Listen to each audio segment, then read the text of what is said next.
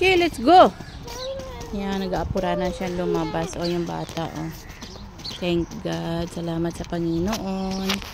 At napakabuti niya, no? Matatapos na naman tayo sa February. Actually, February 8 na siya, no? Thank God, 8 na siya. Kung ano man, let the will of God be done. At ang ganda ng clouds. Napakalamig pa rin dito. Maulat, parang ulan. Pero sumisikat naman yung araw. Pero malamig pa rin siya. Thank God sa lamig, no? Kahit makita mo disyerto, lumalamig talaga siya, diba? Yun lang, bihira talaga ang ulan dito.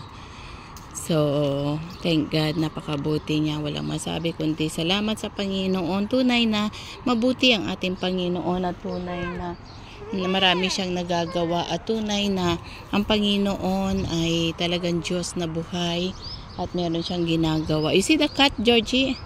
Kaya continuous lang po tayo sa ating Panginoon at continuous lang tayong manalangin. Everything knows, no? Yung mga plans natin, yung mga vision natin at kung ano yung nais ng Panginoon. Meow, meow!